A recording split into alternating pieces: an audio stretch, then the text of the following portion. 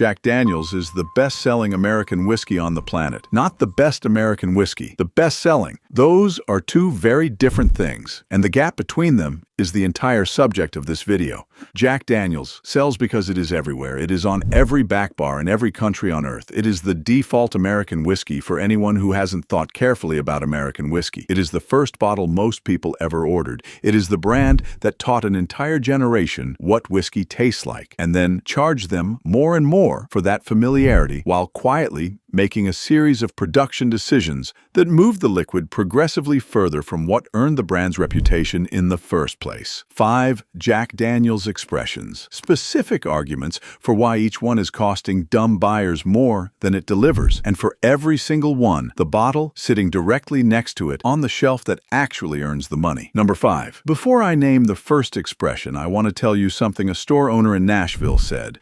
Because Nashville is Jack Daniel's territory, and this particular owner has been selling the brand longer than most of the brand's current marketing team has been alive. She said, Jack Daniel's is the most successful act of brand loyalty engineering in the history of American spirits. Not the best whiskey, the most successful loyalty operation. People don't buy Jack Daniel's because it's the best thing on the shelf at the price. They buy it because it's Jack Daniel's, and the brand has been cashing that check for 30 years without ever having to earn it again. The production story is where that loyalty gets its most expensive justification, and understanding that story is how you start spending your money on whiskey rather than on the name attached to it. The first expression is the one almost everyone starts with, the standard, the default, the bottle with the black label and the old number 7 branding that implies heritage and craft and a specific Tennessee character that is genuinely distinct from bourbon. Jack Daniel's is charcoal mellowed through 10 feet of sugar maple charcoal before it goes in the barrel, which produces a smoother, slightly sweeter profile than comparable bourbons. That distinction is real. The Lincoln County process, the technical name for the charcoal mellowing, was a genuine production decision that produces a measurably different result from unmellowed whiskey. Jack Daniel's built its reputation on that difference, and the reputation is not a fabrication. What is a fabrication is the implied relationship between that heritage production process and the current liquid's value at current prices. At $28 to $35 retail, Jack Daniel's Old Number 7 sits in a tier where it is competing against bourbons with higher proof, genuine age statements, and more character per dollar spent.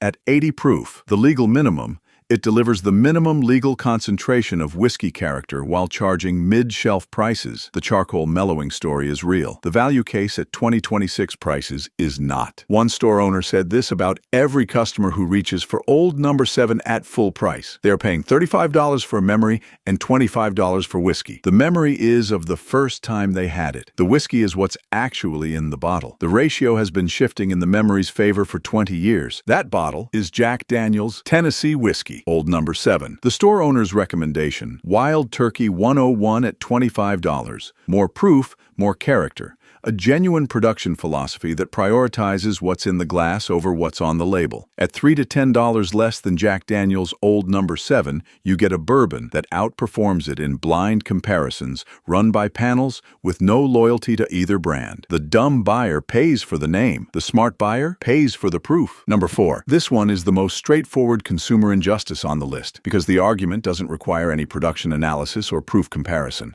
It requires one sentence. This expression takes Jack Daniel's Old Number 7, already the minimum legal proof, and adds honey flavoring to it, artificial or natural depending on the batch and the market. The result is a sweeter, lower character version of a whiskey that was already at the minimum proof threshold, sold in similar packaging to the original at a similar or slightly higher price point. A store owner in Kentucky described it with admirable efficiency. It is Jack Daniel's, with sugar added, sold to people who find Jack Daniel's too strong. At $28 to $32, you are paying the same money for a lesser version of an already modestly priced whiskey, and the people buying it are the people least equipped to know they're doing it. Here's the specific production detail that makes this the most revealing expression on the list. When a distillery's response to demand growth is to add flavoring to a minimum proof base spirit rather than invest in longer aging or higher proof, that tells you exactly where the brand's priorities are. Aging costs time.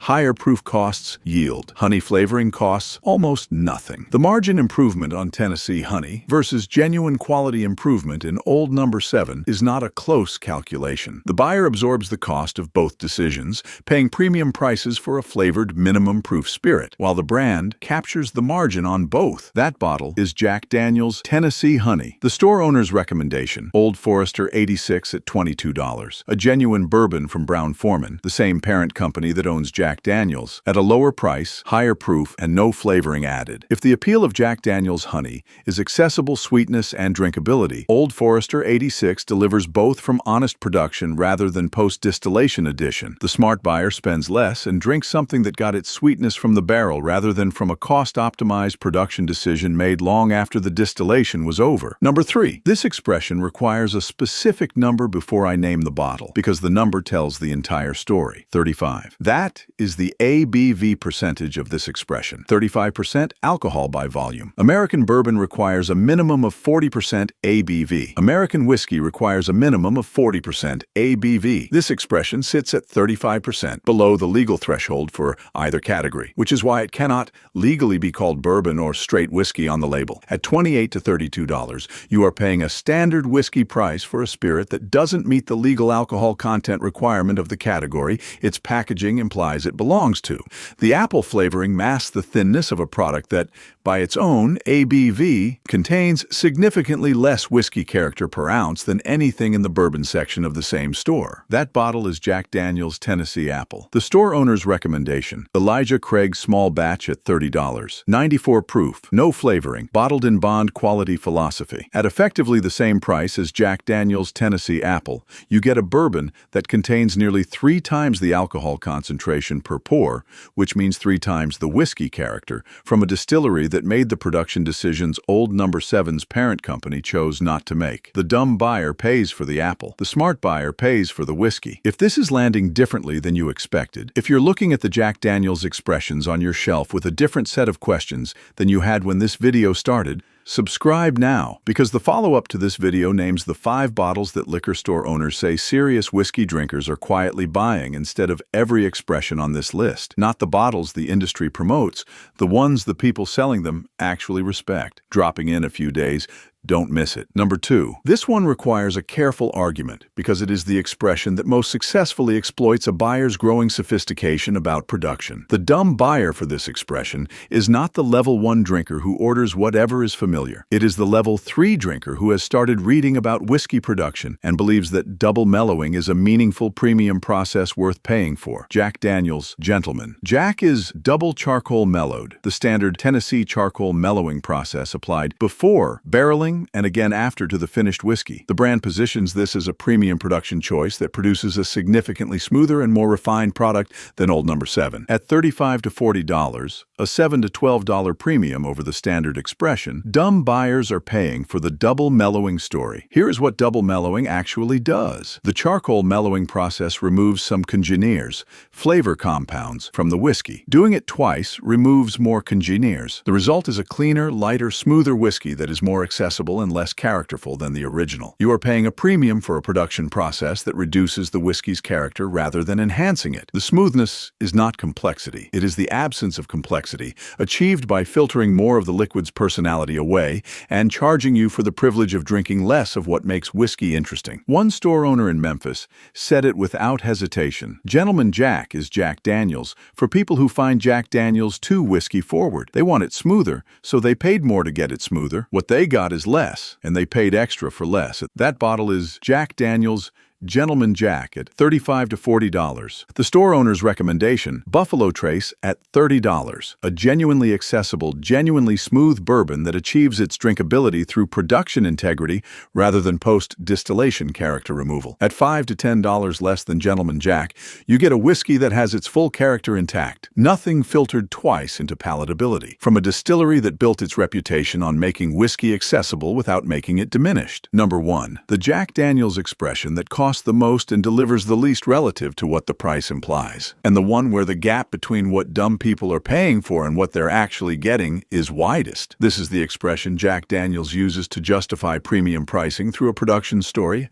that the bourbon category has been telling more honestly and more completely for decades. Single barrel, the designation that implies uniqueness, character, and the kind of individual attention that justifies spending twice what you'd spend on the standard expression. At $50 to $60 retail, Jack Daniel's Single Barrel Select is priced firmly in the premium single barrel tier. The production claim is real. Each bottle does come from a single barrel selected from a specific warehouse location. Single barrel variation is genuine. Not every barrel of Jack Daniel's Single Barrel tastes identical. Here is the problem. Jack Daniel's Single Barrel is bottled at 94 proof, which sounds significantly higher than Old No. 7's 80 proof, until you look at what the bourbon category offers at the same or lower price point. Elijah Craig, barrel proof at $65. Wild Turkey, rare breed at $45. Russell's Reserve Single Barrel at $65. All three are single barrel or barrel proof expressions that deliver more proof,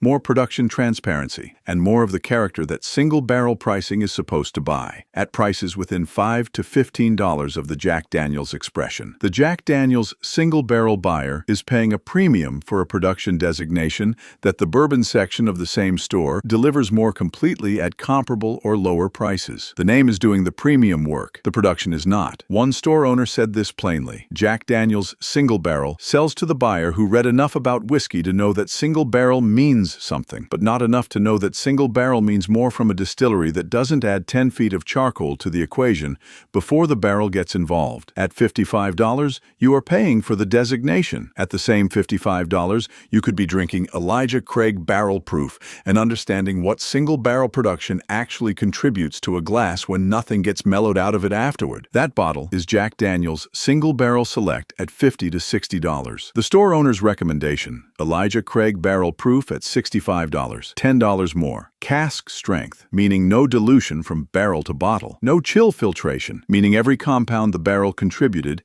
is in the glass. Genuine single barrel character from a production philosophy that lets the barrel speak instead of mellowing its voice twice before bottling. The dumb buyer pays for the Jack Daniel's name on a single barrel label. The smart buyer pays for what single barrel production actually delivers when the production decision is made for the liquid rather than for the brand. So what is the pattern across all five expressions? 5 different price points, 5 different production claims, 1 consistent mechanism. Jack Daniel's is a brand of sufficient scale and sufficient recognition to charge for the name independently of what the name is attached to. Old No. 7 charges for the heritage. Honey and Apple charge for flavoring, added to a minimum proof base spirit. Gentleman Jack charges for character removal, positioned as refinement. Single Barrel charges for a designation. The bourbon category fulfills more completely for the same or less money. Every store owner I spoke to said the same thing in different words. Jack Daniel's is the most reliable indicator that a customer is buying with their memory rather than their palate. They remember the first time they drank it. They remember what it represented at 21. They are paying for that memory at 35 or 45. And the brand is perfectly designed to keep accepting that payment indefinitely without ever having to change what's in the bottle to justify it. Here is the number that should stay with you after this video. Across all 5 expressions, buying the smart alternative at every price point instead of the Jack Daniel's equivalent, the average saving is over $15 per bottle. On a regular purchase across a year that is several $100s redirected from a brand name into actual whiskey. Not opinion, just the price comparison between what Jack Daniel's charges and what the recommended alternatives cost at the same or higher quality level. The bottles that deserve the money at every price point Jack Daniel's charges are all on the same shelf. Wild Turkey 101 at $25. Elijah Craig Small Batch at $30. Buffalo Trace at $30. Old Forester 1920 at $55. Elijah Craig Barrel Proof at $65. None of them carry the weight of global recognition. None of them have appeared in every movie, every music video, every bar and every airport in every country on earth. All of them carry more of what whiskey actually is. Proof, character, production, honesty, and the confidence to let what's in the barrel determine what's in the glass, rather than what's on the label. Stop buying the memory. Start buying the whiskey. This is Cask Index. We'll see you in the next one.